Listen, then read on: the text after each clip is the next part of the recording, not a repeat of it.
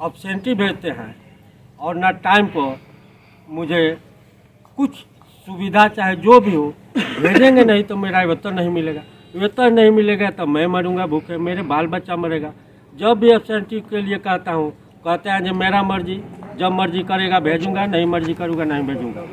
जबकि सत्यापन के लिए बता दूं कि नवंबर से दिसंबर तक यह जानबूझकर मेरा एब्सेंटी नहीं भेज रहा। नमस्कार, आप सभी दर्शकों को भोजपुरिया माटी न्यूज़ चैनल में स्वागत है। अभी हम पहुंचे हैं नगरा के ब्लॉक में और यहाँ पे सीओ साहब के ऊपर बड़ी कार्रवाई सामने देखने को मिल रही है। यहाँ के जो सीओ हैं मोहित श्रीवास्तव जी, आपको बता दें कि यहाँ की जो आए दिन नगरा के जब से सीओ मोहित कुमार के ऊपर कई बयान सामने देखने को मिले हैं और यहाँ के जितने भी लोग हैं एक अन्य यहाँ के काम करने वाले कर्मी हैं। आपको बता दें जिस तरीके से यहाँ पे आए दिन कहीं ना कहीं बयान और ग्रामीणों का बयान, आए दिन बालू माफियों का बयान, कई बयान मोहित श्रीवास्तव के जो यहाँ के अंचल अधिकारी सीओ हैं उनके खिलाफ आए दिन आता रहता है। ये जो मामला यहाँ पे सामने आया है, एक ऐसे कर्मी जो कि हमेशा 2015 से यहाँ पे नियुक्त हैं और लगातार उनके ऊपर शोषण किया जा रहा है।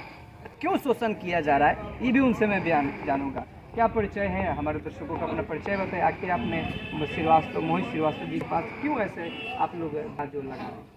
थोड़ी सी आपकी बातों को अमेंडमेंट करते हुए मैं बता दूं या स्पष्ट कर दूं कि मैं महासंघ गोपबूथ का जिला सचिव सैयद मोहम्मद नजमी, यहाँ जो अंचल अधिकारी महोदय प्रतिस्थापित हैं, सरकार के द्वारा निर्धारित मापदंड अमीर सुभानी जी का परिपत्र निकाला हुआ है प्रधान सचिव 8322, उस पत्र में लिखे हुए सारी बातों को या सारी बातों की अनदेखी करते हुए अपने सहकर्मियों और अपने कर्मचारियों के साथ आए दिन इनका व्यवहार एक लोक सरकारी सेवक आचरण के पदाधिकारी के बिल्कुल ही विरुद्ध है।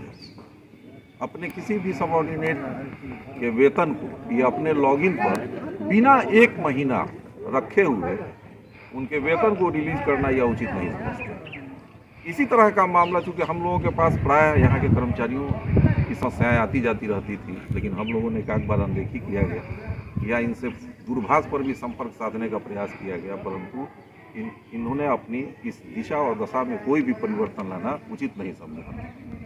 कल की एक दुखद घटना है।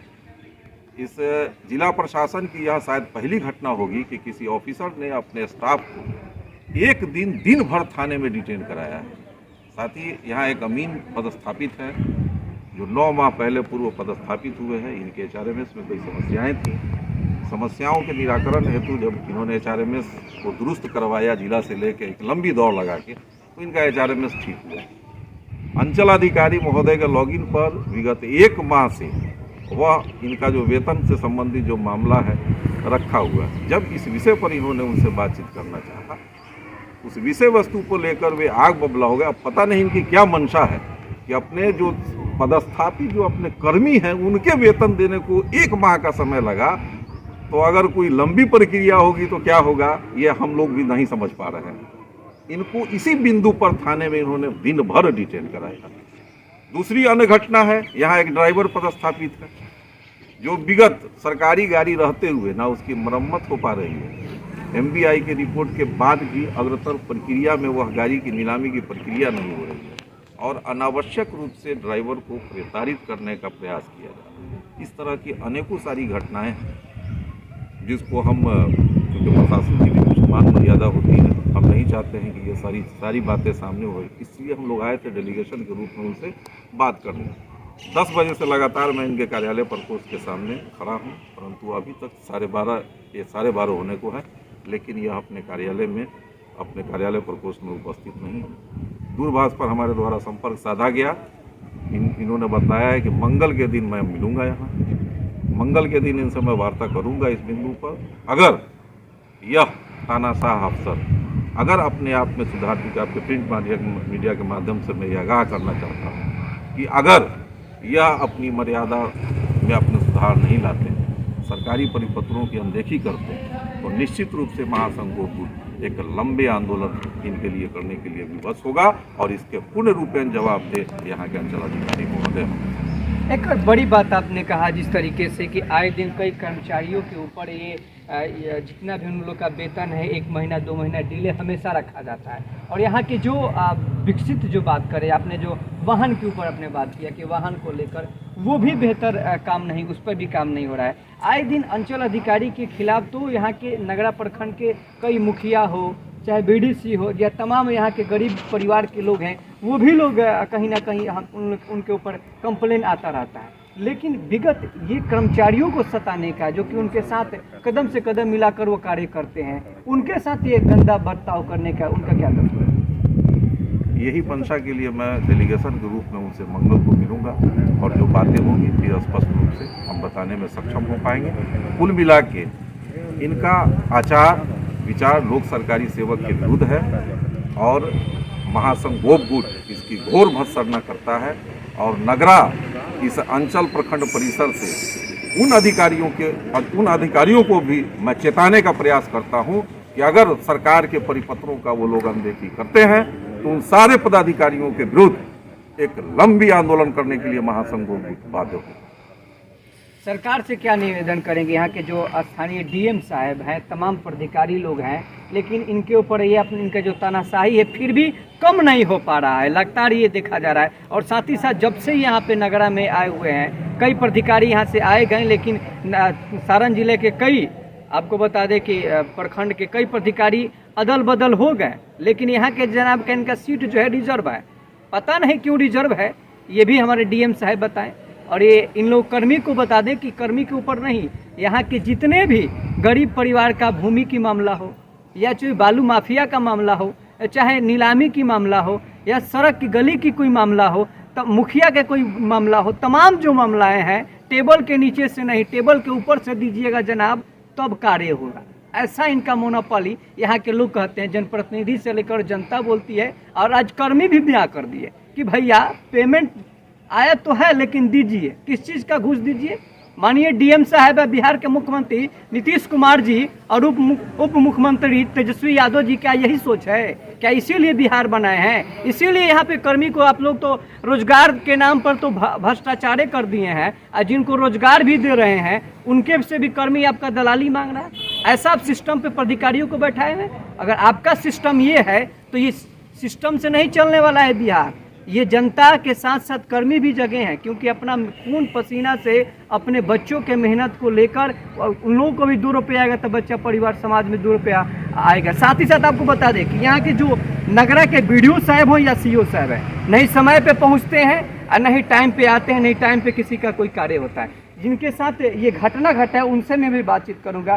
क्या हुआ आपके साथ कल, जो कि जिस तरीके से सीओ साहब आपको बोले कि आपके ऊपर FIR करा दिया जाएगा, आप मेरे साथ गंदे बर्ताव किए हैं, तो आपने क्या उनको गाली दिया? क्या आपने उनको लापन मारा? क्या आपने उनको ऐसा शब्द बोला कि वो आपको थाना में 24 घंटा आपको बैठा? कभी नहीं, केवल वेतन के विषय भी नहीं किए। अपना वेतन के लिए उनसे हम बार बार कह रहे थे कि हमारा वेतन समय से दे दीजिए। आज हमारे वेतन 6-7 महीने से पर है। हमको बोले कि जहाँ ट्रेजरी में आपका वेतन वहीं पर है, हम वहाँ पर हैं। तो ट्रेजरी वाला बोला कि नहीं, आपका वेतन सीओ साहब वहाँ पर रोके हैं, वो भेज देंगे, ऑर्डर लगाकर हम वेतन यहाँ दे देंगे। और हम यहाँ पर आकर और वेतन का अपना मांग किए तो हमको धमका डरवा कर अभी पैसे से निकाल देंगे, ऐसा कर देंगे। हमको अपने कैटेगरी में 4 घंटा में बोलिए कर रखा है कि वेतन को दूर करो। कि एक कर्मी आपके यहाँ काम करता है, सीओ के हाथ में होता है पेमेंट करना, और सीओ कहेगा कि नौकरी से निकाल देंगे। सीओ साहब का पावर है तो निकाले। ये जितने जो कर्मी हैं आपके, ये जो बिहार के जितने भी यहाँ के नगरा प्रखंड के जितने जो कर्मी हैं, ये सीओ साहब बहाल नहीं किए हैं बीडीओ साहब। इनकी एजुकेशन से ये साक्षर हैं आपके काम के लिए, तब इनको चुना गया है। ईमानदारी से आकर 9:30 बजे से आकर 5 बजे तक ये ड्यूटी करते हैं। ये नहीं कि आपके जैसे बीडीओ और सीओ लोग को 1 बजे या 2 बजे 10 मिनट आ गए, बैठ गए, चपरासी को दौड़ा कर फाइल 4 गो सिग्नेचर किए, टेबल के नीचे से पैसा लाओ। ऐसे नहीं होगा, सिस्टम को सुधारना होगा। और तमाम पदाधिकारियों से मैं निवेदन करूंगा कि ऐसे अगर आप लोग कीजिएगा तो बिहार बदलने वाला नहीं है। इसी तरह भ्रष्टाचार है, और भ्रष्टाचार में ऐसे ऐसे लोग फंसे हुए हैं, दिन रात आप उनके साथ घूमते हैं, तमाम चीज़ों को देखते होंगे। आप क्या कहिए? मैं यही कहना चाहता हूँ कि सीओ साहब अंचल अधिकारी नगरा मुझे जानबूझकर करीब 3 माह से ऐसा परेशान कर रहे हैं कि इस वजह से मैं अपना मानसिक संतुलन, आर्थिक संतुलन, पारिवारिक संतुलन सब भूल चुका हूँ। मुझे कब क्या हो जाएगा इनके प्रताड़ित करने से मैं खुद ही नहीं जान पा रहा हूँ। यह ना मेरा टाइम पर अब्सेंटी भेजते हैं और ना टाइम पर मुझे कुछ सुविधा चाहे जो भी हो भेजेंगे नहीं तो मेरा वेतन नहीं मिलेगा। वेतन नहीं मिलेगा तो मैं मरूंगा भूखे, मेरे बाल बच्चा मरेगा। जब भी एब्सेंटी के लिए कहता हूँ कहते हैं जो मेरा मर्जी, जब मर्जी करेगा भेजूंगा, नहीं मर्जी करूँगा नहीं भेजूंगा। जबकि सत्यापन के लिए बता दूं कि नवंबर से दिसंबर तक यह जानबूझकर मेरा एब्सेंटी नहीं भेज रहा है, जबकि मैं हर दिन समय के अनुसार समय से पहले कार्यालय में उपस्थित रहता हूँ। गाड़ी खराब है, गाड़ी खड़ी है, गाड़ी की दोनों टायर सरकारी गाड़ी का अंचल अधिकारी स्वयं बदल कर रिंग सहित अपने निजी वाहन में लगा चुके हैं। जब उस हम टायर की मांग किए तो उन्होंने कहा कि मैं पदाधिकारी हूँ, कभी भी कोई आरोप लगाकर तुम्हें कभी भी शेष पर निलंबित डिसमिस करा दूंगा। फिर भी मैंने कहा कि मैं एक गरीब परिवार से हूँ, अगर मुझे कुछ हो जाएगा तो मेरा परिवार भूखे मरेगा। इसलिए श्रीमान महोदय, ये सरकारी संपत्ति है, सरकारी संपत्ति की सुरक्षा करना मेरा भी फर्ज है, पुनः इसे वापस कर दिया जाए।